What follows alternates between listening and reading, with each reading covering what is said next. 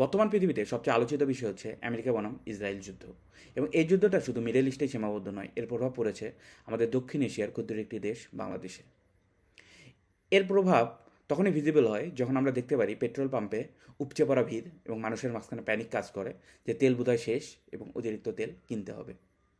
কিন্তু আমার প্রশ্ন হচ্ছে, বাংলাদেশে কি আসলেই তেলের অভাব, নাকি এর পেছনে আছে কিছু অসাধু ব্যবসায়ীর সিন্ডিকেট এবং আমাদের কিছু অজ্ঞতা? ঠিক এই বিষয়টি ক্লিয়ার করতে আমি রাহুল আজ আপনাদের সঙ্গে আছি এবং আমি আপনাদেরকে জানাবো বাংলাদেশ পেট্রোলিয়াম কর্পোরেশন কর্তৃক পাওয়া এবং গুগল থেকে ঘাটাঘাটি করা কিছু সঠিক ডাটা, যা আমাদের বুঝতে সহায়তা করবে বাংলাদেশে কি তেলের আসলেই সংকট আছে কি নেই। আমাদের দেশকে জ্বালানির জন্য চরমভাবে আমদানির উপর নির্ভরশীল হতে হয় এবং এ বিষয়ে কিছু রিয়েল ডাটা নিয়ে আলোচনা করা যাক। বছরে আমাদের দেশে জ্বালানি তেলের চাহিদা প্রায় ৭২ থেকে ৭৪ লক্ষ মেট্রিক টন, যা প্রায় ৫,৪০,০০,০০০ ব্যারেলের কাছাকাছি। এর প্রায় ৯২ থেকে ৯৫% তেলই আমাদের বাইরে থেকে আমদানি করতে হয়। আমাদের সবচেয়ে বেশি তেল লাগে সেটা হচ্ছে ডিজেল। এর চাহিদা প্রায় ৪৩,৫০,০০০ টন। এবং অকটেন এবং পেট্রোলের কথা যদি আমরা বলি, আমরা এটা মূলত মোটরসাইকেলে ব্যবহার করি এবং এর চাহিদা ৪,১৫,০০০ টন। এবং পেট্রোলের চাহিদার একটি বড় অংশ আমাদের দেশের গ্যাস ফিল্ডগুলো থেকে রিফাইন করা হয়।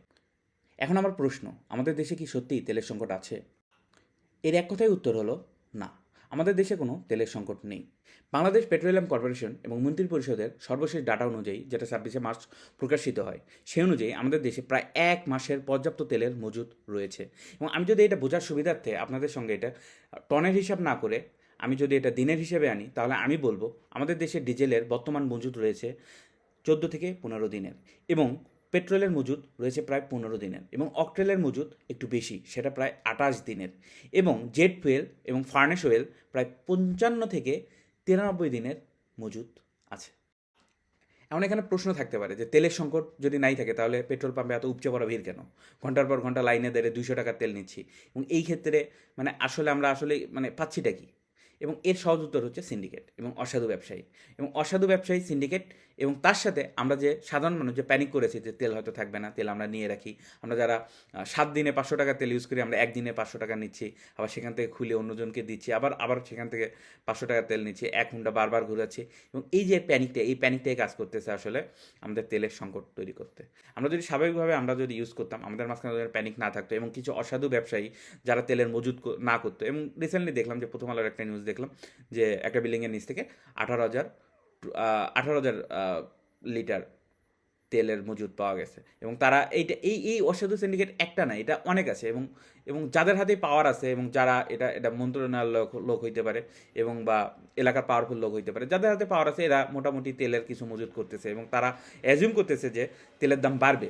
কিন্তু আসলে আই থিঙ্ক তেলের দাম বাড়বে না, কারণ ইরান যুদ্ধ যদি পুরোপুরি লেগেও যায়, তখন রাশিয়ার তেল কিন্তু আবার ঠিকই বিক্রি হবে, কারণ ইতিমধ্যে আমরা দেখলাম প্রধানমন্ত্রী তারেক রহমান রাশিয়ার কাছে তেল কেনার জন্য আমেরিকার কাছে প্রস্তাব পাঠিয়েছে। আর বিশেষ করে ভাই, সংকট যদি হয় সেটা হবে হচ্ছে ডিজেলের। কিন্তু আমরা যেটা দেখতেছি যে পেট্রোল পাম্পে আসলে মোটর সাইকেলের ভিড়। আমাদের দেশে অ্যাকচুয়ালি অকটেনের চাহিদা প্রায় দিনে ১১০০ টনের কাছাকাছি, এবং সেটা যে পরিমাণ ক্রয় হচ্ছে এই মধ্যপ্রাচ্যে উত্তেজনার কারণে, সেটা প্রায় ২,০০০ টন ছাড়িয়ে গেছে। এবং পেট্রোলের প্রায় প্রায় একটি বড় অংশ, খুব খুব ক্ষুদ্র একটি অংশ আমদানি করতে হয়, এবং প্রায় একটি বড় অংশ আমাদের যে গ্যাস ফিল্ড আছে, ২৩টা গ্যাস ফিল্ড আছে, এবং এই গ্যাস ফিল্ডের উপজাত থেকে রিফাইন করা হয়। এবং এই ক্ষেত্রে আমার কাছে মনে হয় না যে তেলের কোনো সংকট আসলে এখানে থাকতে পারে। তো স্বাভাবিকভাবে আমরা যে পরিমাণ তেল আসলে কিনি না, সেই পরিমাণ তেল এখন কিনতেছি, এই কারণে একটা সাময়িকভাবে সংকট তৈরি হয়েছে। তো আমাদের উচিত বেশি আমদানি করা, সে আমদানি করার মতো তেল আই থিঙ্ক আছে। যুদ্ধ চলছে, গ্লোবাল মার্কেট অস্থির, কিন্তু আমাদের দেশে আপাতত আপনার গাড়ি বাইক চালানোর মতো পর্যাপ্ত তেল আছে ভাই।